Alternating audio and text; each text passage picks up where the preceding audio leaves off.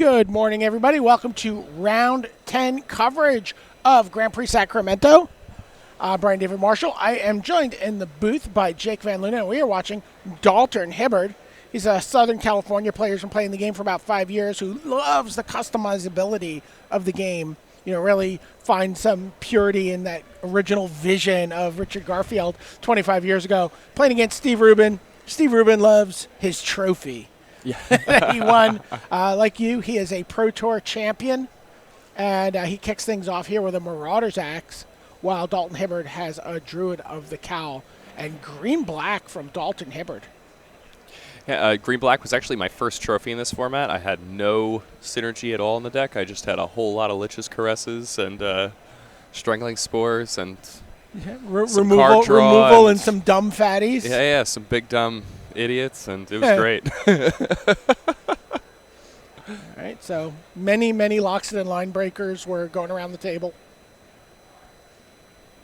And that's going to be what Steve Rubin leads with. He had a couple of different options there at 3. Decided to go with the line breaker over the Naki Ogre. Why would you go with that 3-2 over the 4-2 here? Perhaps expecting your first thing to get hit by a removal spell. You maybe want to save your better creature to be the one that actually sticks around. He could also have something like Sarkhan's Unsealing in his deck. We don't have deck list yet, meaning that and he could even have a card like that in his hand, in which case he'd want to hold on to that 4-power creature to get a powerful trigger in that way. Daggerback Basilisk is the play here. Dalton is 8-0-1, and Steve Rubin is 8-1. Error on the graphics there that we're not going to be able to correct at this point because this match is not being played live. Everyone else we're going to see this round is 9-0. So, yeah. It may have gotten fixed at some point, but we're not able to fix it ourselves at this moment because this, with the graphics, is all slightly pre-recorded. So we can just bring you all the feature matches this round from round 10. So there's a Sky March Bloodletter there from Dalton Hibbard. In this Marauder's Axe, not working especially well with the low toughness of Steve's creatures that don't have evasion right now. Yeah, he would love like +0/+3 here. Yeah. Marauder's Helm.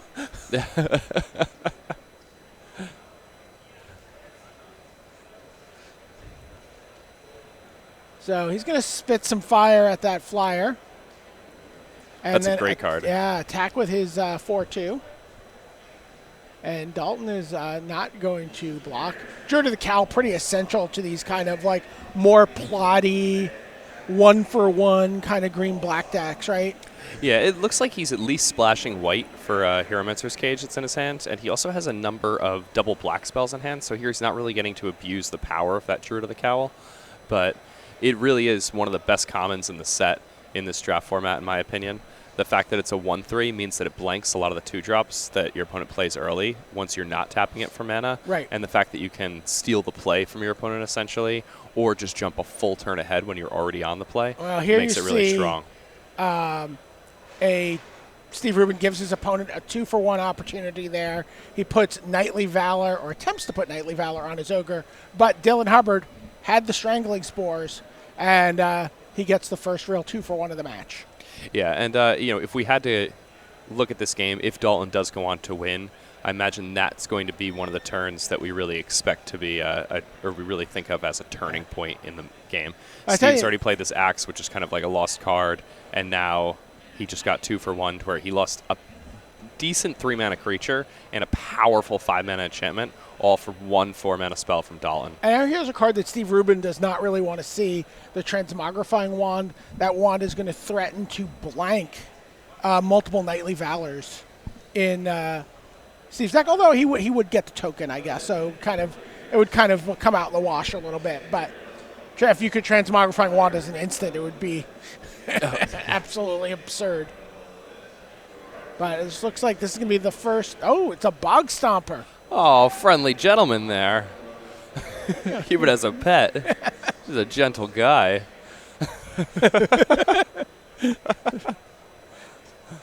And look at Luminous Bonds, you know. You didn't have to do that. Well, It's they a tell you gentle guy, you know? You got to put a collar on your friendly. pet. But we may see Bog Stomper get turned. One of the nice things about Transmogrifying Wand is you can use it on your own creatures. You know, it really it's lets you get out from under of a Luminous Bond and actually have some, you know, presence on the board. So he gets to put a 2/4 into play here, makes an Ox. You know, finds a possibly even gentler creature than the Bog Stomper.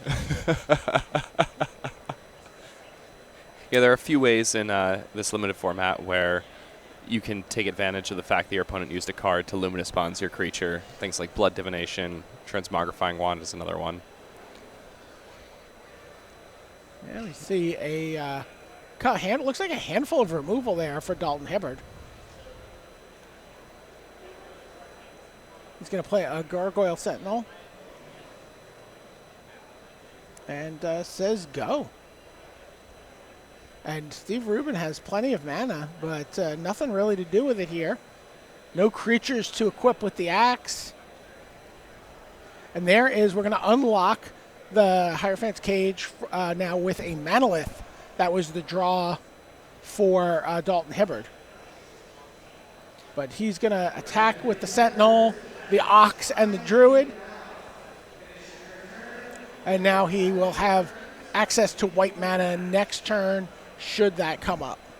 Yeah, now next turn, you know, he's got a bevy of removal spells. Even if Steve goes wide with some things, multiple blockers that have 1 toughness, he has the Plague Mare. Dalton just in a great spot here. Well, and he just drew a Luminous Bonds too, so he's got quite a bit covered here from Steve Rubin. He's going to animate the Sentinel, and Steve Rubin will say, all right, yeah. I still got all these lands. Let's go. Game 2, please. Yeah, just kind of a... Imagine they write that in your tombstone was, you know, trampled to death by a single oxen. All right, Doom Dissenter is the play for Dalton Hibbard. Another card that's quite nice to use with the Transmogrifying Wand. Yeah, you know, you get a 2/2 out of it, then you also get that 2/4. And there is the Loxodon Line Breaker for Steve Rubin.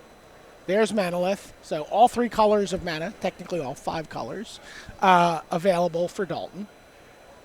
And, yeah, Dalton's just going to block here. He's like, I don't want to take 3, and I'll get myself a 2/2 zombie. Yeah, with cards like this, a lot of the time you want to be blocking aggressively when you're playing against a red-white deck specifically. Red-white is the type of archetype that's really aiming to close the game quickly with cards that are less powerful but cost less mana. Yeah. So simply by, you know, making the game go longer, you're increasing your odds of winning. Yeah, Havoc Devils come down for Steve Rubin, so certainly a much better curve this game than we saw in Game 1. He's able to put 7 points of power here in play by turn 4. But we see 5 mana being tapped by Dalton Hibbard, and that is for Vampire Sovereign, the Flying Siege Rhino. Lose 3, you gain 3. You remember this? It was the scourge of Khan's block. This card is incredible. One of the better uncommons in the set. Really one of these 5 mana uncommon creatures that in this set that kind of define the limited format. This and Herald of Faith are kind of, you know, cards that people will open and it will dictate, you know, the direction of their draft from there on out. All right, well, in comes the Havoc Devils. Dalton can try to trade, and he offers. Steve Rubin accepts and follows up with Gallant Cavalry. Makes 2/2 Vigilant creatures, which match up pretty well against just a lone zombie on Dalton's side. Can he deploy any beef to the board here? I'm going to guess the answer is yes, except that his beef does not eat any beef. It's a bog stomper. It's an herbivore. Yeah, I mean, it's just look, it's adorable. It's just so gentle. Look at these mean knights and elephants. Well, there's a Knight of the Tusk, and that is going to trump the Bog Stomper with 3/7. You know you've got your opponent right where you want them when they're sideboarding to beat your Bog Stomper.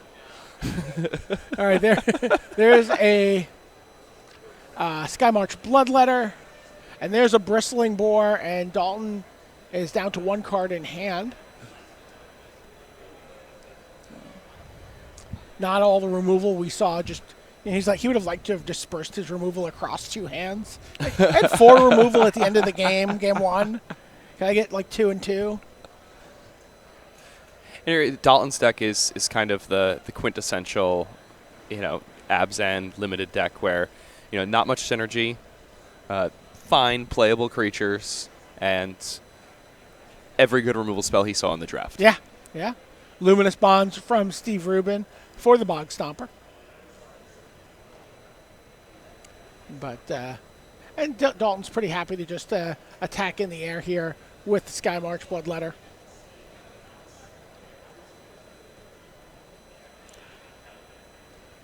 And there is a 2-headed zombie.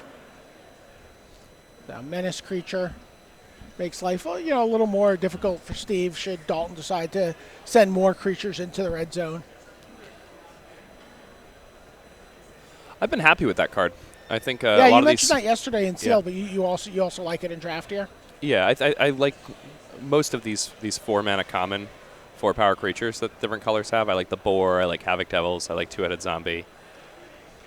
It's very funny that we saw 2 different red-white drafts at our table. You see Steve Rubin's deck, kind of like the curve peaks around 3 to 5 mana, whereas the other deck we saw, Hunter Cochran, really like the peak was at 2. Two very different approaches to their mana curves. Yeah, Steve definitely somebody who prefers those bigger, lower variance style creatures, these types of draft decks. This go wide white creature strategy has served him well in the past. It's the standard deck that he won the Pro Tour with. Was a white deck with a lot of anthems. All right, here we see a lot mana being tapped by Steve Rubin. He's got Knightly Valor on his Knight of Tusk, so that's a 5/9 double vigilance. And he also gets to make a night token. So there, you're just talking about going wide. And he's just able to do that. And very hard for Dalton to muster any kind of block for the Knight of Tusk. He certainly can, but he would put multiple creatures in harm's way to do so. If he blocks with all of his creatures, he will end up losing the Boar and the 2-headed zombie and being left with the zombie token there to trade off. But that's very dangerous because if Steve has any sort of instant speed removal spell, he can get punished really hard for it. You see the 2/2s are all staying back. The 3/2, the 4/3, and the 5/9 are all getting in. Yeah, Dalton probably attempting to trade off with the 3/2 and the 4/3 here. I really like that Steve chose to wait to put the Knightly Valor on the Knight of the Tusk, something that has 7 toughness. Yeah, the rest of his creatures have 3 or less, and he saw the Strangling Spores. Yeah, absolutely. And from that color combination that Dalton has there, the instant speed removal is at common level, is basically just Strangling Spores. Right. And once you get to uncommon, you get Murder and whatnot. But Take Vengeance is something that he could be thinking about. It's not gonna, not that you have to worry about Take Vengeance very often on your Knightly Valor creature. Your opponent has to stag it down to get it out of the way. Yeah. No, we've seen a lot of that this weekend. So Dalton has lined up his blocks. He's gonna get a trade right now, but let the Knight on through. I mean, Dalton, taking 7 here, a reasonable chunk. Though he's done a good job of making it to this stage of the game and still being at 24, while still being at 24. Yeah, and Steve still has 6 points of vigilant attackers when the board is a little more clear next turn. So, nice little attack there from Steve. Now the question is, does Dalton have one of his removal spells to get the 2-for-1 back on the Knight of Tusk? And he has a lot of removal spells. He has a Nightmare's Thirst, which he can combine with other life gain. He has Lich's Caress. He has Luminous Bonds. He has Hieromancer's Cage. So, his deck definitely capable of pulling that off. There's a Thornhide Wolves, and just continues to fly in. Really can't attack past that Knight of the Tusk either. That's part of the problem. He really is going to need a removal spell for that. That card is just going to do work. Yeah, now it has 9 toughness, so even if Dalton were to block with his wolves and his boar, still wouldn't be enough to stop that knight.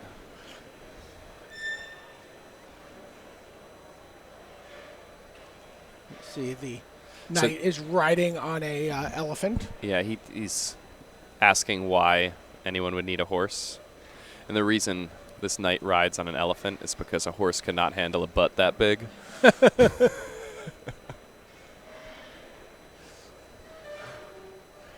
All right, so get a little bit of a race here.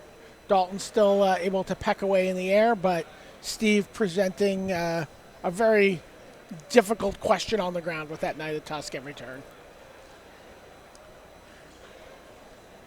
And now Dalton says go, and he is considering just putting 3 creatures in front of the Knight of the Tusk. That is what it looks like here. And the fact that he shifted gears right now may lead Steve to believe that he drew something specifically that made him want to do that this turn. Well, here's a second Knightly Valor that he goes to put on top of the same Knight of Tusk. So triple vigilance is what we have here. You see 3. He's got 8 points of knights just hanging out by the sideline, and now has a 7-11. And he would like to make slushies of Dalton's creatures every turn here. I mean, Dalton needs to get in the business of blocking at some point here, because otherwise it's a 2-turn clock. And now with 11 toughness. So it looks like Dalton must have something here, because he is putting an insufficient amount of creatures in front of the 7-11. Yeah, 10 points of power. 11 toughness. So we're assuming maybe a Titanic Growth here. I know there was a Make-A-Stand that went around at the table. It could be something like that if he has it. It's probably Strangling Spores that we saw in Game 1. Oh, okay. Yeah, his deck doesn't really seem like the type of deck where he would have time to use pump spells in the early game. Sometimes you have to play them anyway. You also mentioned that he has Nightmare's Thirst. That's true. It could also be Nightmare's Thirst. Nightmare's Thirst would actually also do the job here. But it looks like it is going to be Strangling Spores. Taps 4 mana. Says -3/-3. So it's going to be a 4/8. Mm-hmm. He's only going to be able to kill that first creature of Dalton's. And Dalton's going to deal with 3 cards on Steve's side of the table, but he's got the Sure Strike! Oh my goodness gracious. Well, Dalton just loses all of his creatures. Steve loses nothing. And I think if we had to pick the point in this game where Steve won the match, or the game, I think this would definitely be that moment. That Sure Strike was just absurd. Just able to protect his basket full of eggs here with a Sure Strike. There's a hostile Minotaur, and now everything gets in, and Steve Rubin evens things up 1 game apiece. A timely Sure Strike as a countermeasure against that Strangling Spores. Yeah, it's definitely the best Sure Strike I've ever seen. A single Sure Strike, dealing with a Thornhide Wolves, a Bloodletter, and a Strangling Spores. Yeah, it was really... It's a good Sure Strike. Yeah, that was great.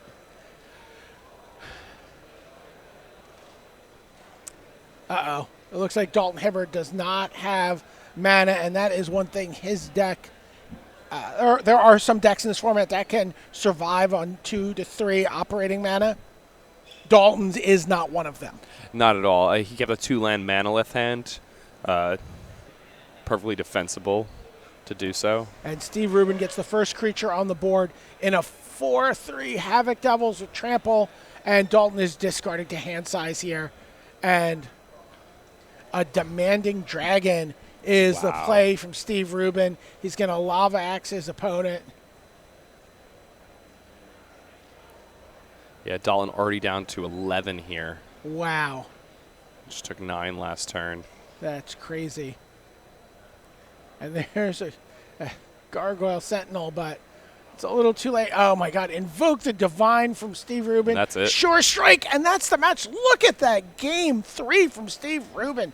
Just pounced on his opponent's mana struggles and played a 4, played a 5. What's your card of the match here? Sure Strike?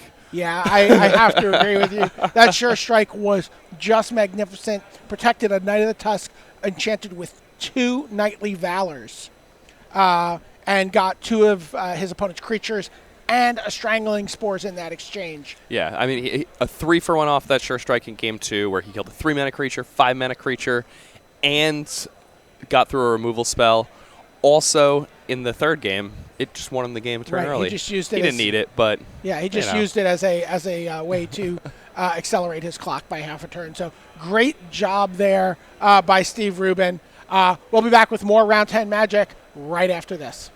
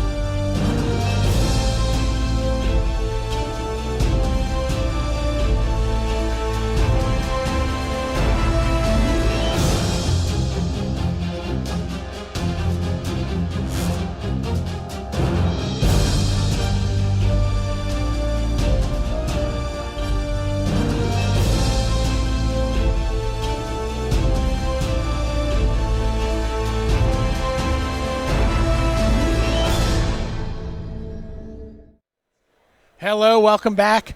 Round 10, we are going to see all three of the feature matches this round. Let's head down to the floor and watch our next one. I believe we're going to see Thiago Saporito versus Max Mick. Oh, whew, that was close. I was guessing. You see both of these players 9-0 overnight. The records will get adjusted. Omen Speaker is the first play of the match. From Max Mick, blue-green, Cavalry Drill Master from Thiago Saporito. You talked a little bit about how those 1-3s trump these 2-1 creatures. And here you see that Cavalry Drill Master can't get through the likes of an Omen Speaker. Elvish Rejuvenator is the play here from Max Mick. He does hit and ramps himself from up to 4 lands on turn 3. Pegasus Courser, though, says, I don't care about your Omen Speaker, and, oh, by the way, you're blue-green. You have a hard time killing me main deck. Yeah, and this is precisely why we like Pegasus Courser. It's because a lot of these 2-drops that you're playing in these white decks become pretty lackluster as the game progresses. And Pegasus Courser, jumping them into the air, it means that your opponent really gets put into a position where they have to deal with that. Now here you see Thiago Saporito chooses only to attack with the 1-3 flyer, leaves the rest of his other creature back, and then has Essence Scatter for the Horizon Scholar. So kept his apparatus back, kept a 2-1 back so he could block the Oracle, and now you see Angel of the Dawn, and he gets in for a nice little attack there. Drops Max Mick down to 15. Max attacks for it. He's like, no, that's what this Drill Master's here for. Yeah. I'm just gonna trade. And now Colossal Dreadmaw is the play, but Max falls to 10 in the air. There's a Gargoyle Sentinel, and Thiago Saporito coming out of the gates very fast. And again, that apparatus, it can go to the face. Yeah, Thiago really likes these aggressively bent limited strategies. We saw yesterday he ran the tables with a black-white deck. Yeah, and he could take 3 hits from this Colossal Dreadmaw. Oh, well. But cancel in hand for the second one here. So Thiago Saporito, he animates his Gargoyle Sentinel. He attacks for 7 in the air. And he can just finish Max Mick off next turn. And Max does not have an answer. And we are on to game 2. All right, well, there's a deckhand from Max Mick. Daybreak Chaplain from Thiago Saporito. Of course, the deckhand can only be blocked by spirits. And there just aren't any. Yeah. There are 3 of them of varying rarities split across 7 different colors. So Gear Report Guide comes down for Max Mick. It'll come down again thanks to Exclusion Mage. That was Thiago Saporito's first overall pick in the draft. Exclusion Mage. It's a nice one. Yeah. Card I'm really happy to pick up. A very good card in a tempo-oriented deck. Definitely at its best when you're playing one of these blue-white decks. So there's Druid of the Cowl. Decides to play that instead of the Gear Report Guide. Didn't have a 4th land. There's Explosive Apparatus, and he uses it on the Druid. Really nice play from Saporito. Saw that his opponent did not have that 4th land. Chose to play the Druid over the Gear Report Guide, and Thiago is able to punish him. Sends in the Exclusion Mage. Max Mick says, yeah, come on, bring it. That's fine. Whoa. And there's a Gearsmith Guardian. It's a 5/5. It's going to get dwindled. And always curious to see how people react. Are they willing to block and lose their creature right then and there? Chooses not to.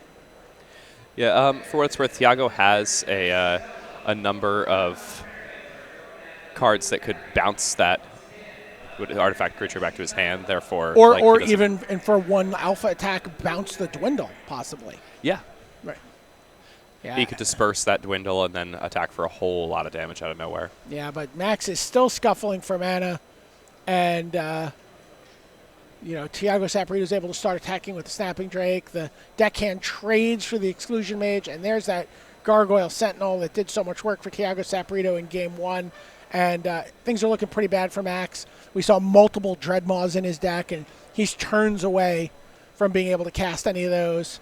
And, Tiago has him on a 2-turn clock, attacks for 6. And there's the hand. Tiago Saporito goes to 10-0, undefeated. Max Mick's still in great shape at 9-1, looking to add another Grand Prix top 8 to his young Magic career here in the 25th anniversary of Magic.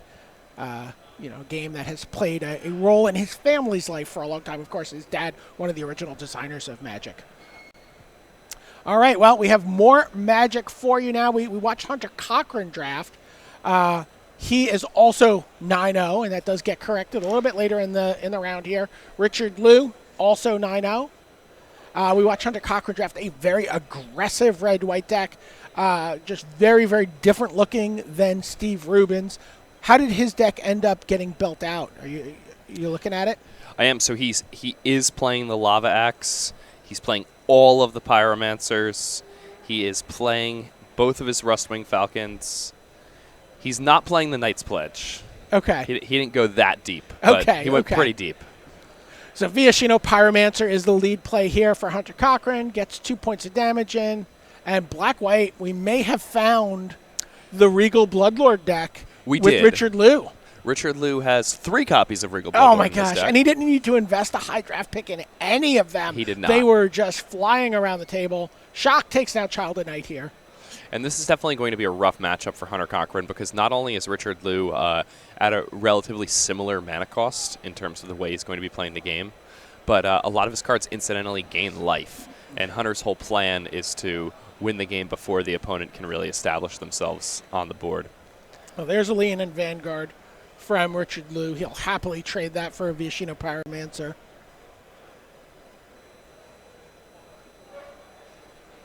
Oh, wow, look at this. And Hunter pumps the brakes here. He doesn't have a play, doesn't have an attack. 4 mana now for Richard Liu.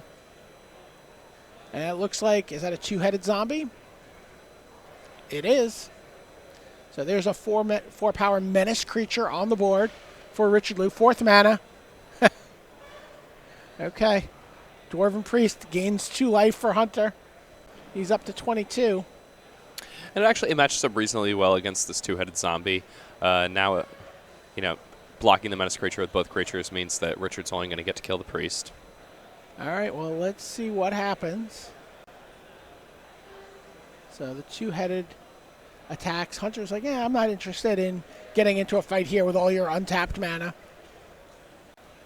And there's Gravedigger for Child of Night. So that looks like that was what he would have been also happy to Gravedigger back had Hunter gone 1-for-1 with it. And now the Pyromancer does choose to attack. And we know there were multiple Sure Strikes available to Hunter Cochran. But he just accepts the trade. Passes the turn with nothing. 4 mana and no play from Hunter Cochran.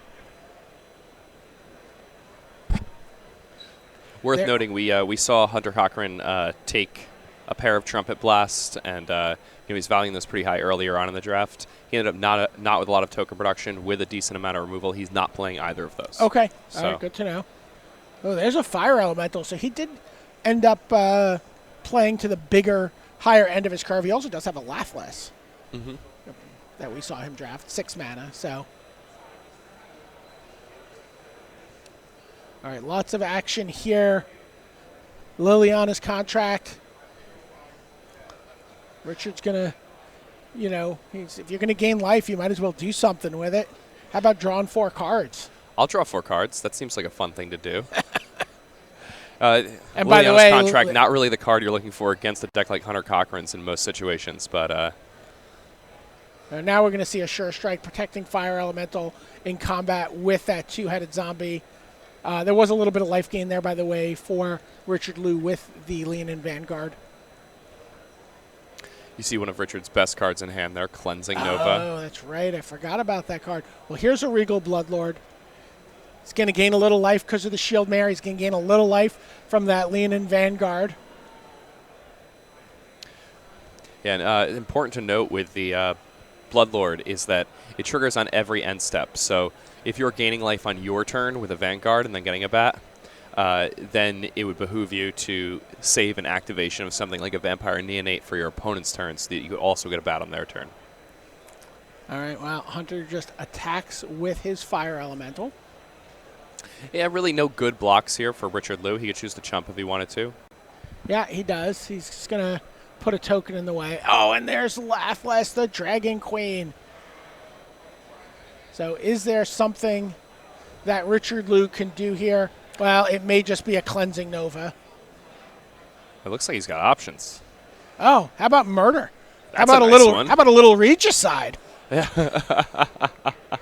Murder the Queen. All right, Child of Night, you see a little bit of life gain here. Fly over with the Regal Bloodlord. Make a token at the end of the turn. And keep in mind, Richard has, like, in case of emergency, break glass, still holding a Cleansing Nova. So I like this a lot. Richard Liu here, when chumping that Fire Elemental, instead of chumping it with a bat like he has on previous turns, he chumped it with that Child of Night. Which triggered the Regal Bloodlord. There you go. Two Yeah. tokens since he started his last turn.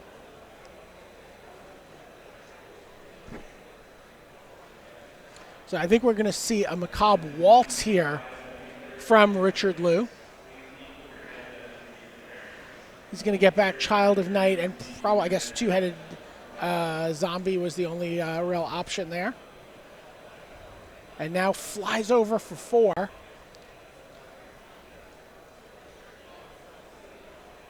Plays that Child of Night. Ooh. There we go. And there's a Fountain of Renewal. And that is going to let Richard Liu take game 1. Doesn't even need his Wrath. He had a board sweeper in hand. Did not even need to deploy it. Yeah, nice insurance policy there to have that. Yeah. And he had generated a lot of advantage over the course of that game, too. So there's Child of Night for him, Pegasus Courser for Hunter Cochran, and now a Sky Scanner for Richard Liu, who does have white mana in hand but has only played Swamps thus far. So Rustwing Falcon joins the Air Force for Hunter. Oh, Child of Night's getting frisky. You have to wonder what it is. I think with an attack like this, you have to assume it's abnormal endurance. Could be abnormal endurance. Could also be a skeleton archer. You know, he hasn't played his land for the turn yet. That's absolutely true. And Hunter's like, you know what? I don't. Again, all your mana's untapped. I don't want to get into a fight over this. So, what's the worst that can happen? I'll take 2. And two-headed Zombie joins the fray.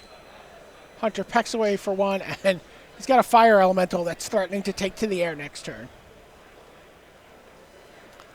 And knowing that Richard Liu has a lot of powerful 5s, Hunter probably going to attempt to block the Child with the Falcon this turn if it does attack. Only the two-headed Zombie attacks this turn. So I like that play a lot from Richard. All right. 2 heads are good, 4 heads are better. Yeah, blocking very difficult for Hunter in this situation. All right, looks like he might have a shock here. Yep, he does. He's going to take down the untapped two-headed Zombie. Running through my creature types. Dude, a giant, nope.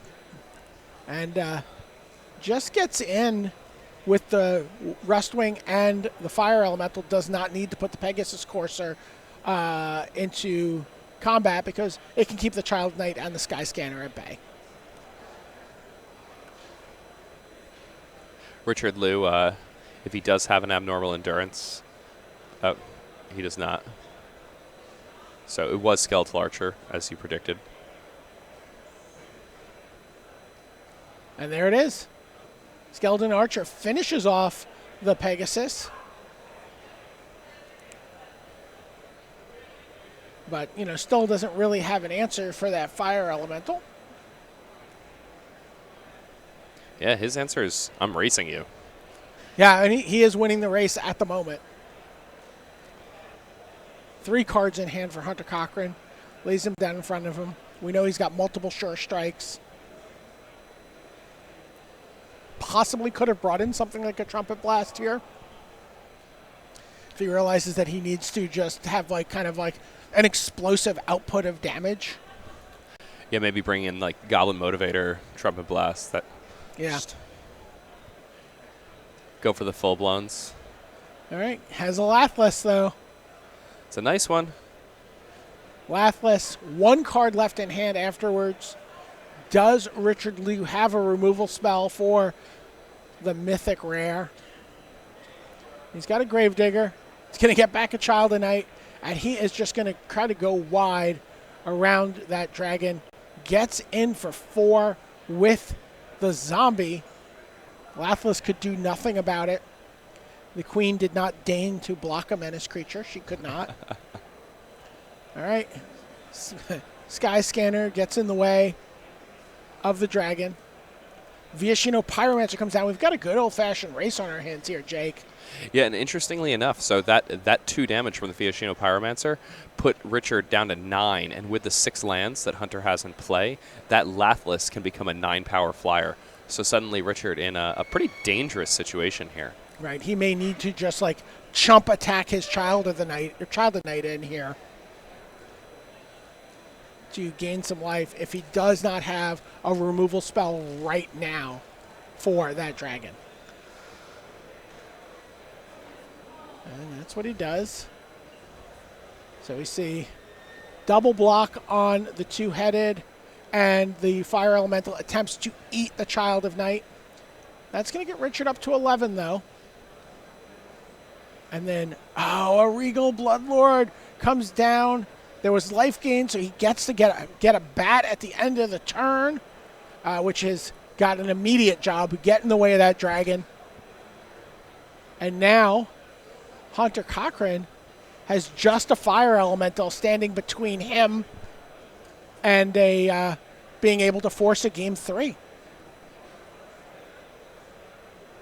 Yeah, this is pretty close here. I mean, this Bloodletter Richard Liu has is going to, I think, be the seal. It's going to be the nail in the coffin, if you will. And a really close game there. That Lathless looked like it was going to be able to finish things off. Yeah, here's a Skymarch Bloodletter. That's going to net him a token at the end of the turn. In comes the Regal Bloodlord. Here we see Macabre Waltz. It's going to get a Sky Scanner and a Child of Night back. He's going to discard it. Looks like Liliana's Contract is the card he discards. Gets Child of Night. Gets a Vampire token. Hunter's at 3. He passes the turn back to Richard Liu. But, I mean, this should just be game. He's got another Vampire. No, that's a Lean-In Vanguard. There's the Sky Scanner. Yeah, now that he has this Vanguard, too, he kind of has the engine going, the bat creation. Yeah. Plays the Vanguard. And now he can just possibly attack with everything. But he's going to pass the turn. He's a little nervous. He's like, I don't know what Hunter has.